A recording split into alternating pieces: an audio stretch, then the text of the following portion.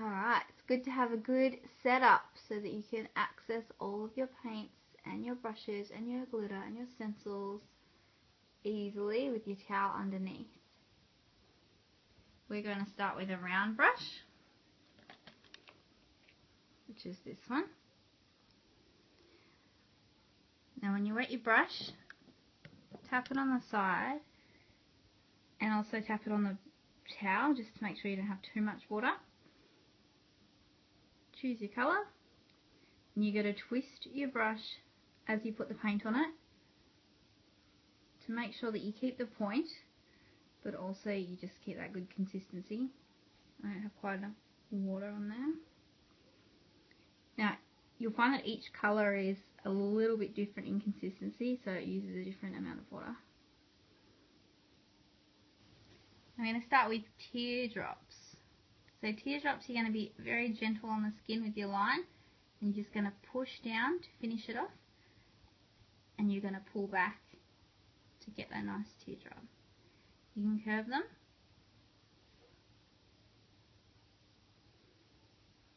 Now, if you push too hard, you're going to start with a line that's too thick, and if you flick rather than push down, you're going to end up with the little extra bits there, like that. So what you need to do is just be nice and gentle and just push and pull back.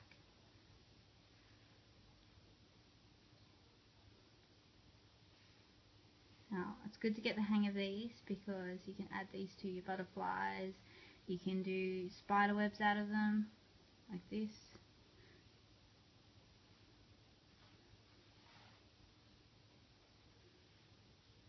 You do all sorts. Now rinse your brush. You're just going to literally shake it around. You're not going to squash it down or anything like that. You can gently push it on the bottom. I like to do that. But you don't want to like damage your brush. Then you're just going to wipe it on your towel. And it's good to have a second cup for your secondary rinsing. I didn't do that, but that way you're guaranteed to get all the paint out of your brush, because colours like black and things like that aren't going to come out very well. Done. Now you don't want to ever leave your brush in the water because that ruins the bristles and they'll all fall out. Now to work on lines, you can use your round brush and use the tip. You can use a flat brush and make sure it's flat, perfectly flat, or you can use an actual line brush like one of these. I like to use the longer line brushes. I just find them easier. Choose your colour, activate it with a bit of water.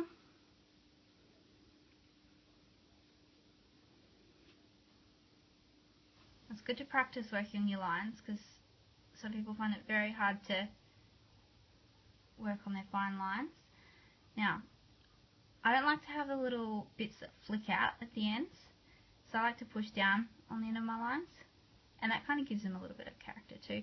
They sort of turn into a bit of a teardrop, but if you're using one of these brushes, then they'll still stay fine.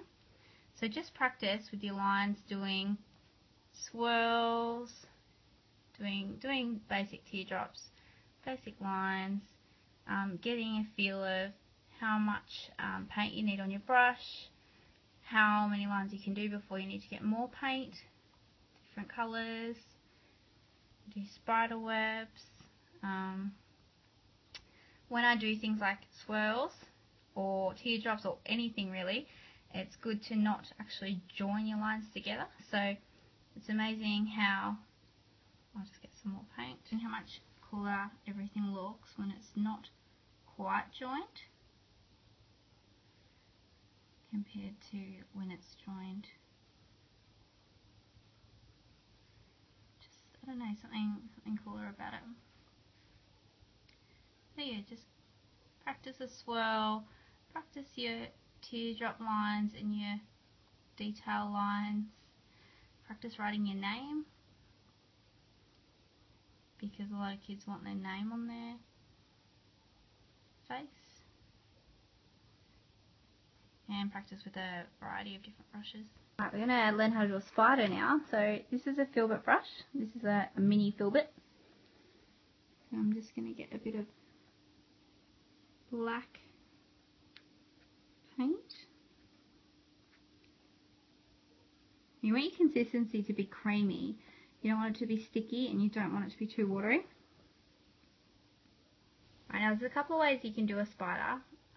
With the Spider-Man spider, I literally just push my brush like this, and then I just do the legs all pointing in the same direction. They don't have to fully connect to the body or anything like that, because you're probably doing it on a really little kid's face and you need to do it quickly. But like, that's basically it, and then I'll just do some webs on the side.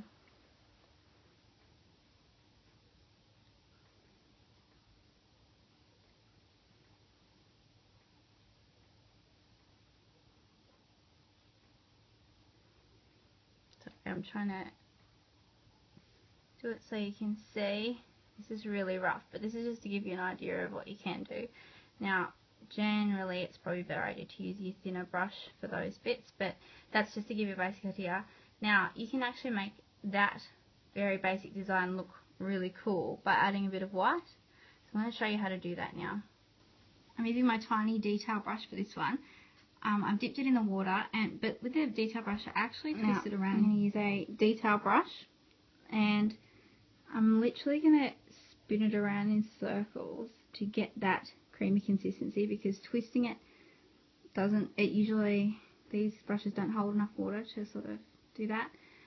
To get the point at the end, you twist it for the last little bit there. Now, to make your spider web look super cool, you just put a little white line on the left and above every line there.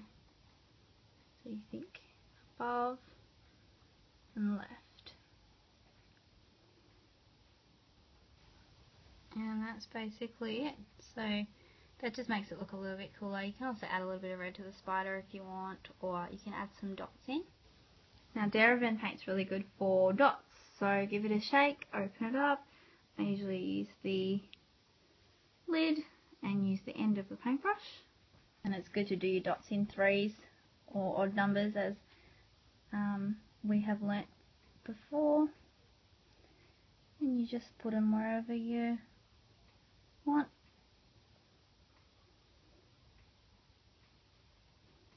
You can usually get a few out of the one paintbrush. And there you go. Just makes it look a little bit cooler. Now you can also use your flat brush to do a spider.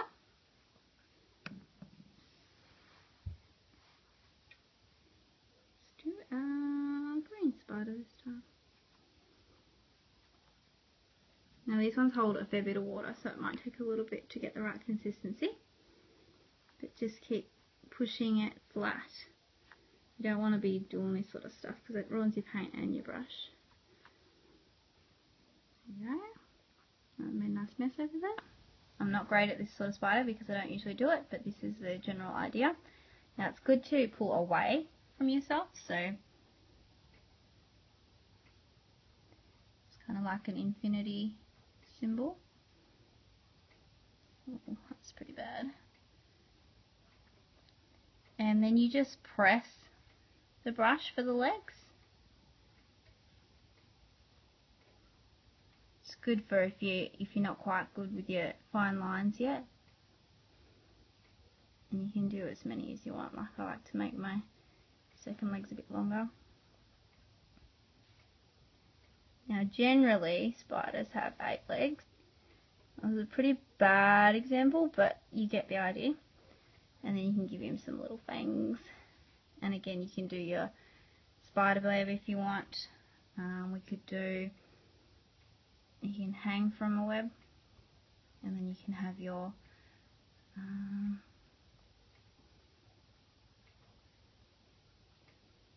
that sort of thing.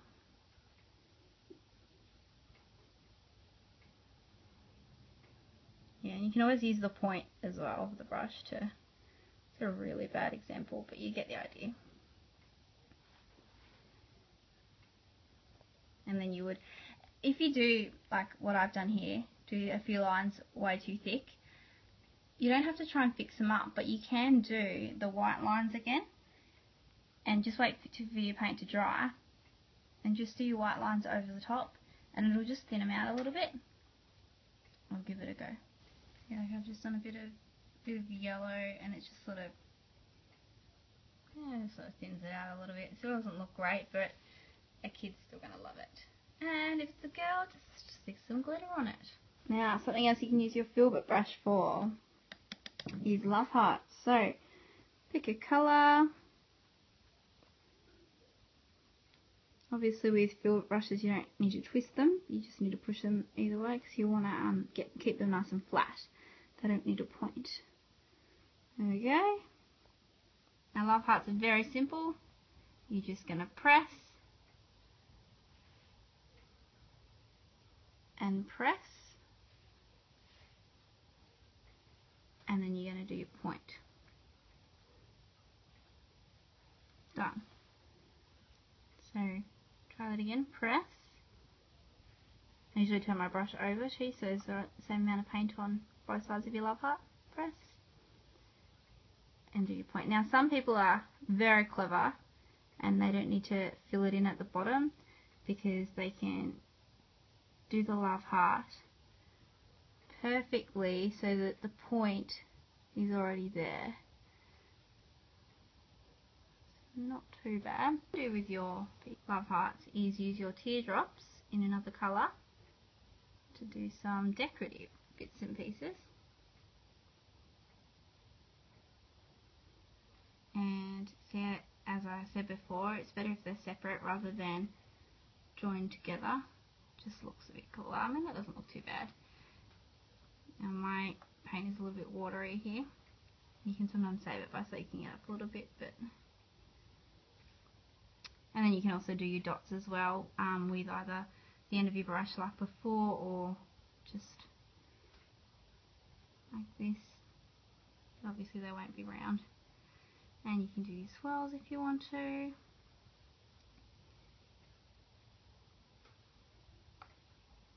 you go.